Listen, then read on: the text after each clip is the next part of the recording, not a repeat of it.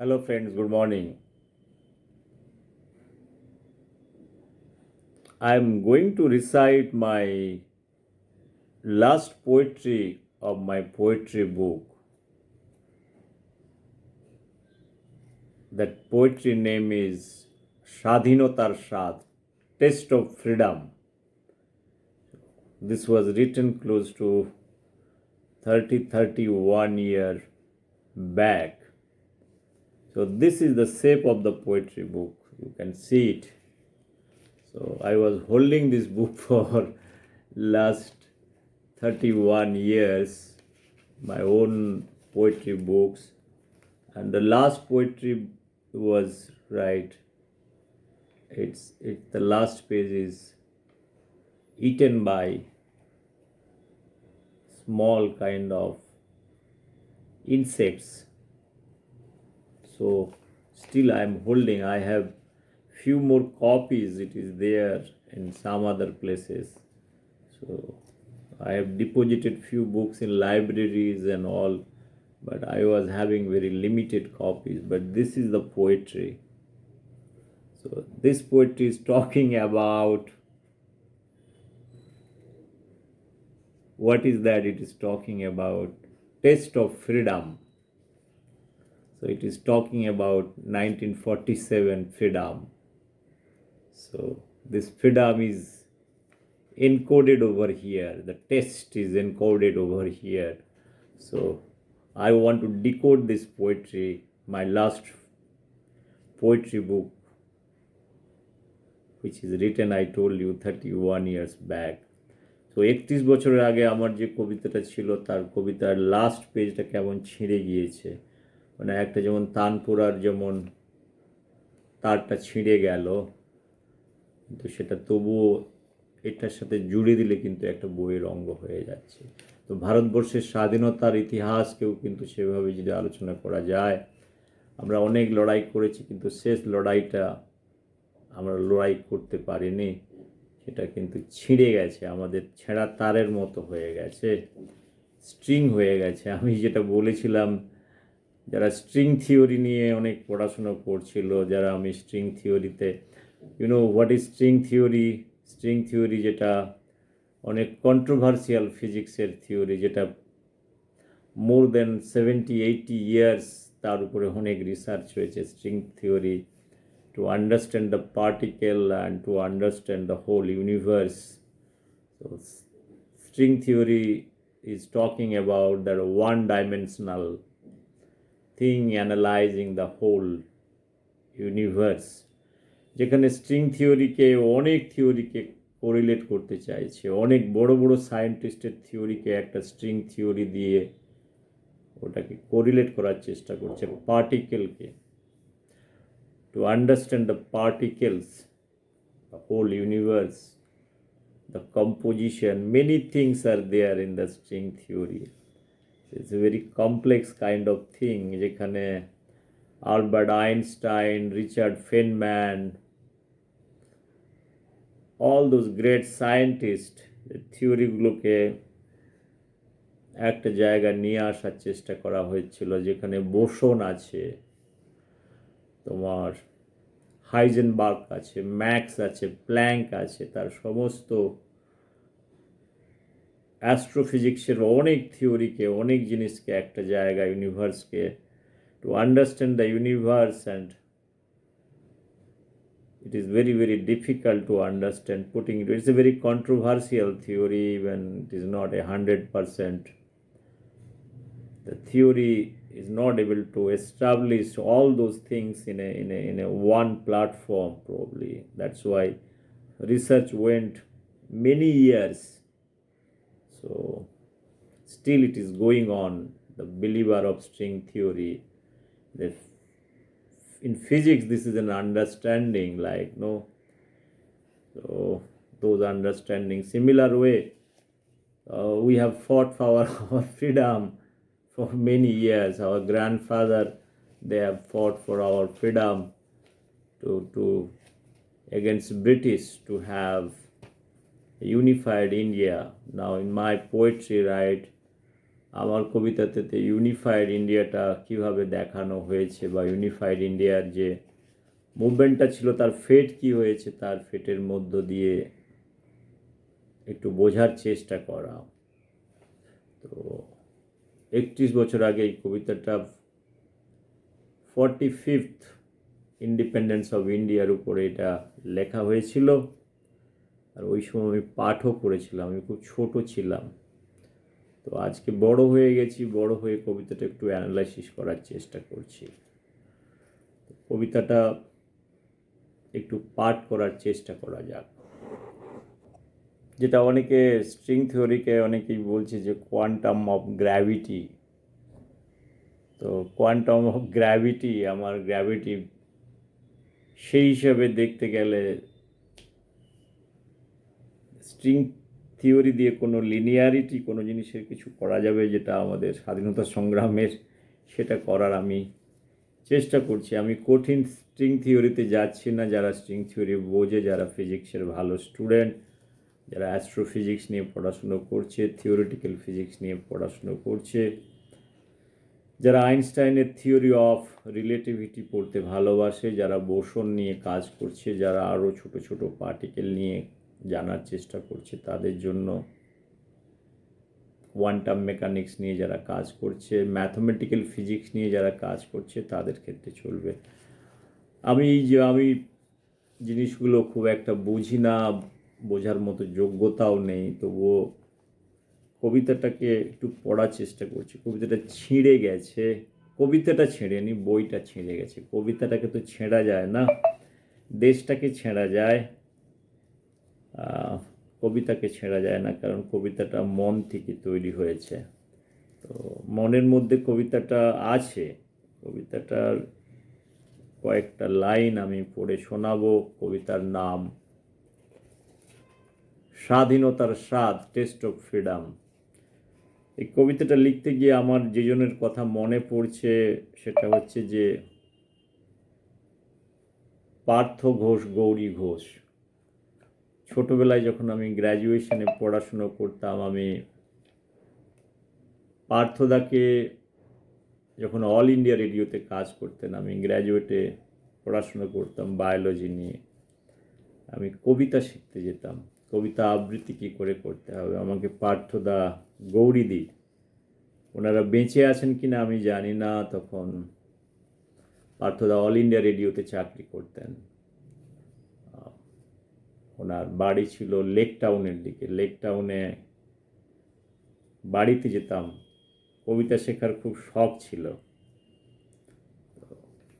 এই শেষ কবিতাটা আমি পড়ে শোনাচ্ছি। আমি কবিতা আবৃত্তি করতে খুব একটা ভালো পারি না, কারণ প্র্যাকটিস নেই। আমি যেটা বলেছি, কবিতা আবৃত্তি করতে গেলে প্র্যাকটিস করতে হয়। তোমার ভয়েসকে, নিজের স্পিচকে, ওয়ার্ডকে, প্রতিটা জিনিসকে, তোমার এক একটা শব্দকে মার্জিত করতে হয়, শব্দ থ্রোটা শিখতে হয়। আমাকে পার্থদা অনেক কিছু শিখিয়েছিলেন, মানে সে হাতে খড়ি দেওয়ার মতো একটা অবস্থা। কথা কি করে বলতে হয়, কবিতাতে যেগুলো যখন কবিতা আবৃত্তি করতে হয়, মানুষের সাথে কথা বলতে গেলে তোমার চয়েস অফ ওয়ার্ড আমাকে আমার ব্যক্তিগতভাবে পরবর্তী জীবনে এগুলোকে অনেকভাবে হেল্প করেছে। যদিও খুব বেশি দিন আমি কবিতা শিখিনি পার্থদার কাছে, কারণ আমি বলেছি আমার এগুলো নিয়ে প্রফেশন করার ছিল না, একটু শেখার ব্যাপার ছিল। শিখতে তো দোষ থাকে না কোনো জিনিসের, তো শিখতে পয়সা লাগে না, শেখার ইচ্ছেটা থাকা চাই, সেই ইচ্ছেটা বড় কথা। তো আমার ছেঁড়া পাতা থেকেই কবিতাটা একটু পাঠ করছি। এই আজকে কিছু পার্থদার কিছু ইউটিউবে কিছু আমি কবিতা ওনার আবৃত্তি শুনছিলাম, পার্থদা, গৌরী ঘোষের। ওনারা হাজব্যান্ড ওয়াইফ, ওনারা, আমি কিছু কাপল আছে যাদেরকে আমি অনেক রেসপেক্ট করি, যারা ক্রিয়েটিভ ওয়ার্ল্ডের মধ্যে আছেন, যেমন পার্থ ঘোষ, গৌরী ঘোষ, জগন্নাথ বসু, উর্মিমালা বসু। এরা ফ্যামিলির মধ্যে কালচারটাকে বজায় রেখেছে। That is a good thing probably. So সেটা অনেকেই for a longer time they are doing it, that is a good part. Anyway, কবিতার নাম স্বাধীনতার স্বাদ, টেস্ট অফ ফ্রিডম। মা আমার 45-এ পা দিল, মা আমার 45-এ পা দিল,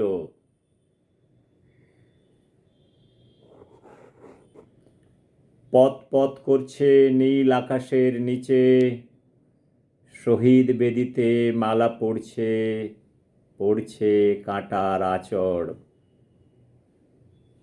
ফুলের গন্ধে শহীদের ভাঙে ঘুম, বক্তার শেষ নেই। 1 ঘন্টা 15 মিনিটের বক্তৃতায় দেশ এগিয়ে গেছে দুধের বাটি ফেলে।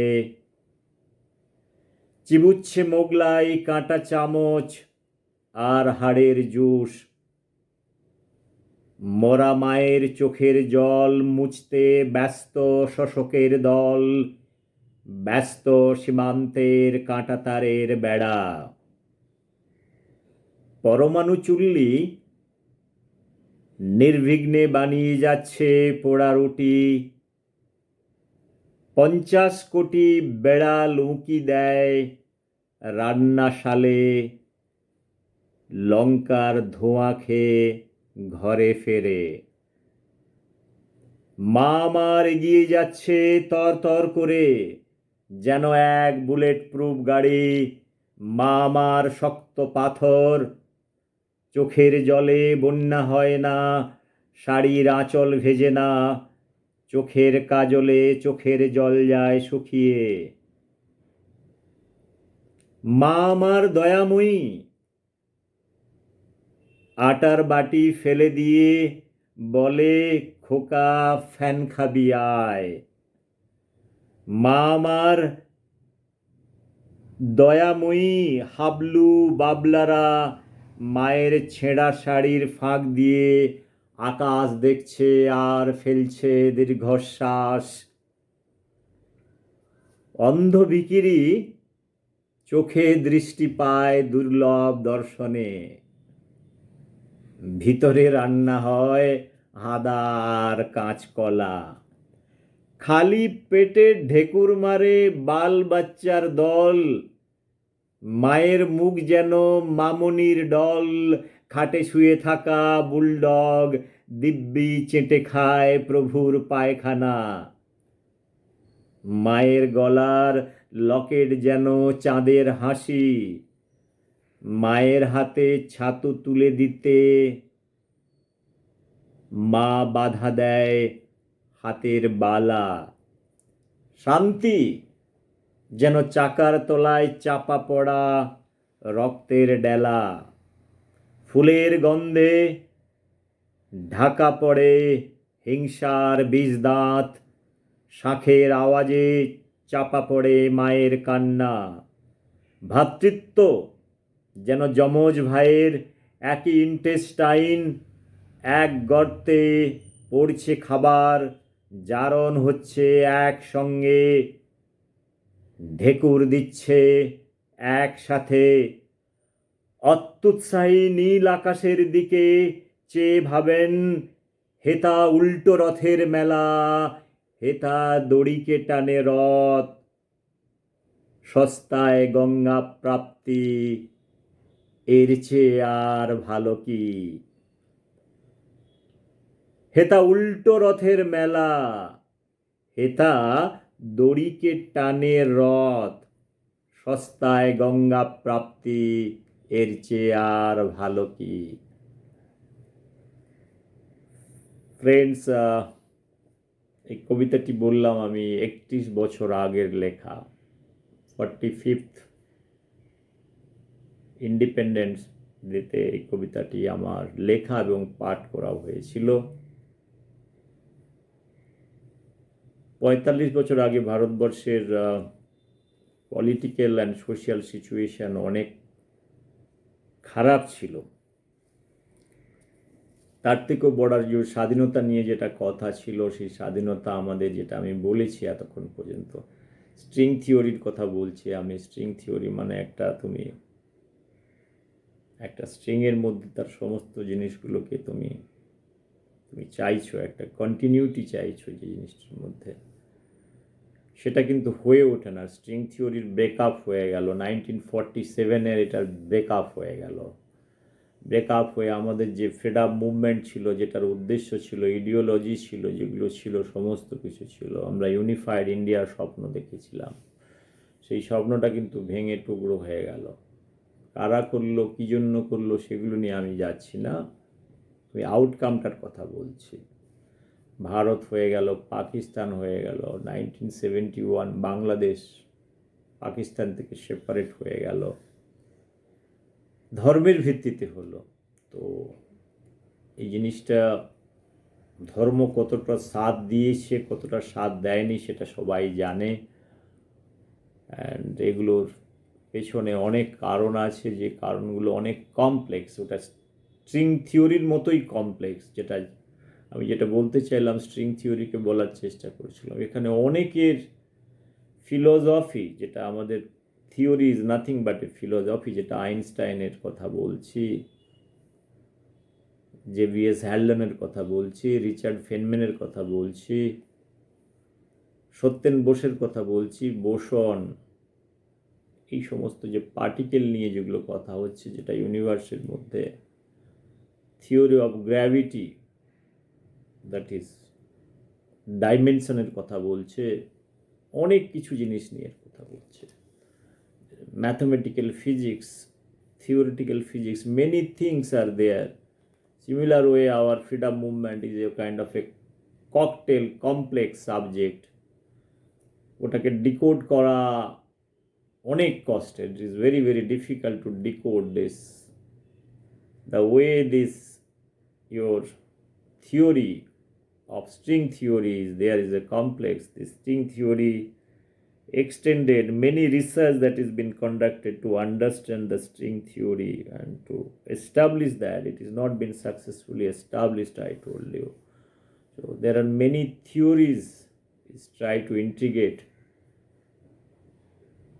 in the banner or in understanding of, in light of string theory, starting from Einstein's theory and J.V.S. Haldane and Richard Feynman, Satyam Bose. They are all great scientists. This is related to particle, astrology, many things. To understand the universe, so those theories are very very critical theory, and even though there are a lot of controversies that it is not possible to bring down everything in understanding in one dimension, like so. Similar way, our freedom movement is more of a confusion and illusion. So we fought for independence, and we wanted to see a kind of a India which is unified India. How all the dreams that has been shattered in 1947, that everybody knows.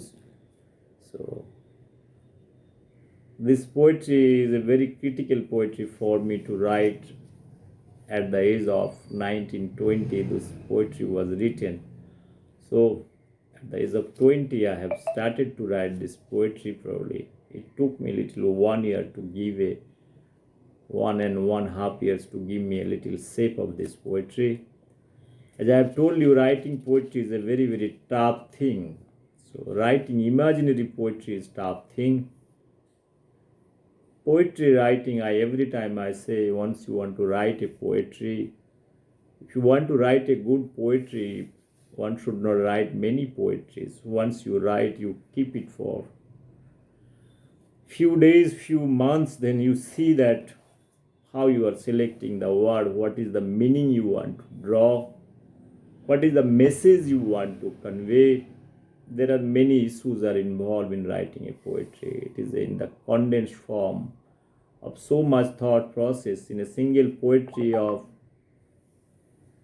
the taste of freedom, the Sadhinotar Shad. One can write like hundreds of pages here, analyzing each line probably. So for decoding those poetry, if somebody is serious about the poetry, one can get into those poetry, and it has got the whole freedom movement is inbuilt with this thing, this poetry of few lines over here. So for analysis, if you are analytical, probably one can be very critical and analyzing whole thing. Friends, যেটুকু আমার বলার হচ্ছে, কবিতা সবাই লেখে, আমিও লিখি, আমি নিজেকে কোনোদিন কবি বলে ভাবি না। কবিতাটা লিখতে ভালো লাগে আর ভালো লাগতো এজ এ হবি, তাই আমি কন্টিনিউ করছি। I don't write for any journal. I don't have time to write. So I'm speaking. If anybody is listening, I have stopped writing poetry. Whatever poetry I have written, first, this is the last poetry of my first poetry book, and I could see this is the state of affair. The way India has split it into three parts, the same way.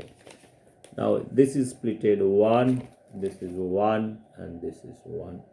So if I take, this is Pakistan, this is India. So this many number of pages India, and this is Bangladesh. So in the form of country, right? So what to say about the thing?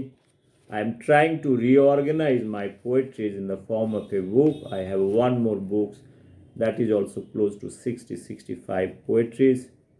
So I want to consolidate all and make a kind of a, I have few more poetries. This is all what I have written in my 8 years poetry career.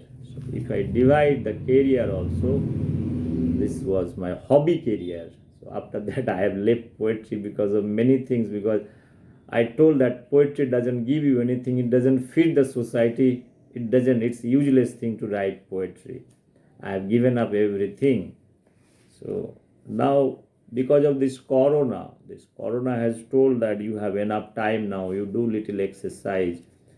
So I'm doing little exercise of my own poetry. I'm trying to understand what I have written. I'm trying to understand what are the things probably in one dimension, second dimension, third dimension thought I am giving, because I am more mature now.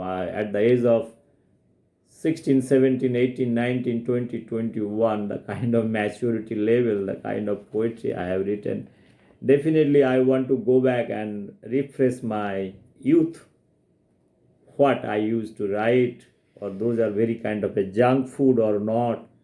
So I have every right to analyze. I do not, if anybody is interested, probably they can get into it and understand what kind of thought process I had. I have tried to review my poetry in many ways. Whatever my limited thoughts I have, limited literary knowledge I have, even I am not a student from literature or from this background, I am a student from science. So I really do not understand what is happening in present literature, who is writing what kind of poetry. I have knowledge up to few people, up to, I can say, Sunil Gangopadhyay, Shakti Chattopadhyay, then Joy Goswami, and few other poets probably I know. I have seen world literature, I have tried to understand many things, but those things are in present day, whoever is writing for, in Bangla, my mother language is Bangla, so I know up to Joy Goswami level, then Nirendranath Chakraborty, before that Subhash Mukhopadhyay, I told you. So I have covered up many poets like Rabindranath, Sukanta Bhattacharya, then you have Jivananda Das, Kazi Nazrul Islam. Those poets are very, during freedom movement, whatever they have written in modern day. Subodh Sarkar, so I know personally Subodh Sarkar, Joy Goswami, Sunil Gangopadhyay. So I met Shakti Chattopadhyay too. I've told many times I met them in Anandabazar office when I was just at the age of 19, 20. I met them. So I've tried to also recite few of my poetry in little occasions probably. Those are not great thing because I have not given honestly time to my poetry. Whatever I used to feel, I used to write. That is probably one good thing I am finding after many years. I am finding it is a good, at least it's a documented thing. I have many things to speak. Otherwise, if I could not have written all those things today, probably I could not have spent this much money. That's why I say everybody that if you have a quality or creative mind, either in the form of painting or literature or maybe prose, poetry or novel, write something. If you find something, keep it for a few days or few years, then correct it. You'll find 50% is a junk food kind of thing. You eliminate it, like writing a thesis paper, PhD thesis paper. Whatever idea hai, you try to put, then you correct, then you standardize that what is important, what is not important, what is having relevance, no relevance. You will understand, and maybe some guidance you might take from the seniors, whoever in the whatever field, probably they can, some well wishers also can guide you for many things. বন্ধুরা, যেটা বললাম, কবিতা লেখা, কবিতা চর্চা করা খুব ভালো জিনিস। কবিতা যারা লেখে তারা কবিতা লিখতে পারো, কবিতা লেখার পর ওগুলোকে পারলে পাবলিশ করার খুব দরকার আছে, না হলে ছোট একটা বইয়ের ফর্মেও পাবলিশ করে নিলে, it's not because of money on letters. জীবনের অনেক দিন পরে যারা কবিতা কন্টিনিউয়াসলি লিখতে না পারে বা কিছু করতে পারে, তার ব্যক্তিগত, যেটা যদি প্রফেশন করা হয় তো ফাইন।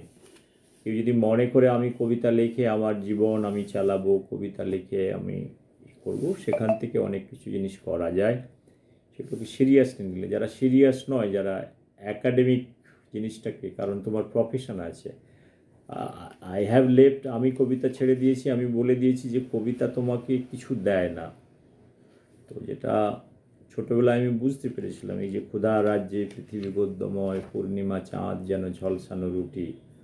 তো কবিতা লিখে কিছু হয় না, কবিতা লিখে পয়সা পাওয়া যায়। কোন পাবলিশার্স আছে তোমাকে অনেক পয়সা দেবে জীবন চালানোর জন্য? সেরকম কিছু নেই, সমাজও দেয় না। কবিতা লিখলে তুমি সমাজ থেকে আরও 4টে কথা শুনবে, সেগুলো নিয়েই কথা।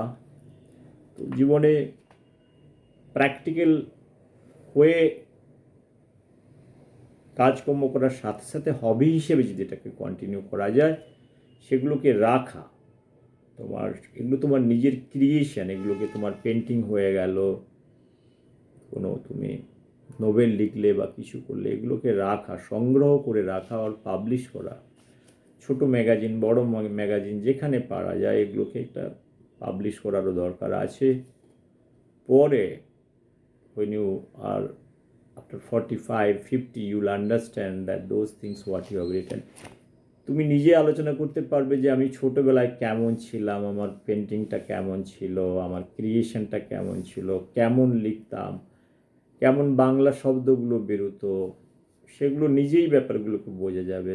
মাঝে মাঝে মনে হবে যে এই কবিতাটা না লিখলেও পারতাম, এটাও মাঝে মাঝে মনে হয়, এই ওয়ার্ডটা এখানে না দিলে পারতাম, এর তুলনায় একটা অন্য কোনো ওয়ার্ড বসানো হতো। কিন্তু সিন্স আমার অনেক কবিতায় অনেক ছোটো ছোটো জিনিস মনে হয়েছে, কিন্তু এখন এগুলোকে রিপ্লেস করা যাবে না, তাহলে এডিশন করার দরকার আছে, এগুলোকে কারেকশান করার দরকার আছে। সেই কারেকশানের জায়গাটা নেই বলে আমার মনে হয়, যেটা আমরা বাংলা সাহিত্যে অনেককে দেখেছি। এবং জীবনানন্দ দাশের এই 1000 বছর ধরে পথ হাঁটিতেছি পৃথিবীর পথে, অনেকবার ওগুলোকে কারেকশান হয়েছে, মানে তাড়াহুড়ো করে পাবলিশ করেছে, পাবলিশ করার পরে আবার ওগুলোকে, ওর মধ্যে অনেক রকমের কারেকশান এসেছে অনেক সময়ে, সেগুলো দেখলে বোঝা যায়। সেই জন্য আমি বারবার বলি, ক্রিয়েটিভ লিটারেচার, ক্রিয়েটিভ ওয়ার্ক করতে গেলে স্লো করে যেতে হবে। সেই স্লো হওয়ার একটা দরকার আছে, কারণ তুমি once you publish it, there is no question of modification because already the first circular is in circulation. The second circulation তুমি যদি কারেকশন করে ওটাকে আবার মডিফাই করো, টাইটেল চেঞ্জ করে দাও বা কিছু করে যাও, the test will be lost. So in that form I have a serious objection towards any kind of correction. ওকে, কিছু স্পেল চেক হলো, কিছু জিনিস হলো, সেগুলো ঠিক আছে, মতলব অনেক সময় প্রিন্টিং মিস্টেক কিছু হয়ে যায়, সেগুলোকে কারেক্ট করার দরকার আছে. বন্ধুরা, আমি আর কিছু বলতে চাইছি না, সেটা আমার শেষ কবিতা বলে বললাম. আরেকটা বললাম, আমাকে জগন্নাথ বসু, উর্মিমালা বসু সাথেও আমার দেখা হয়েছিল. পার্থদা, গৌরীদার কাছে আমি, যারা কবিতা আমাকে শিখিয়েছেন, কবিতা পাঠ করা উনি শিখিয়েছেন. কবিতাটা কতটা পাঠ করতে পারি না পারি তাই জানি না, তবে বাংলা কথাটা ওনাদের সান্নিধ্যে এসে বাংলা কথাটা একটু মনে হয় বলতে পারি নর্মালের থেকে. যেমন আমি আগে যেমন বলতাম তার থেকে আমার নিজের কিছুটা ইমপ্রুভমেন্ট হয়েছে বলে আমার মনে হয়. তো ইমপ্রুভমেন্টে তো শেষ থাকে না, মানুষের কোনোরই শেষ থাকে না, কোনো কিছুরই শেষ থাকে না. জীবনে যেটুকু শেখার চেষ্টা করেছি সেটুকুই বলার, আর কিছুই বলার নেই. এই কথা বলে আমার কথা শেষ করছি. আমার ফার্স্ট কবিতার বই almost I have reviewed. Then I will take my second poetry book to review. I want to see that what is the difference between my first poetry book and second poetry book. What are the changes are there? That is what my objective. So I want to draw some kind of evolution in terms of idea, knowledge and wisdom. So সেই উইজডামটা আমি দেখার আমি চেষ্টা করব আমার কবিতার মধ্য দিয়ে. That is what the whole idea. Once again thank you very much for hearing me out. So I have spoken close to 32 minutes. It's a long time to speak. Thank you. Bye bye. Take care.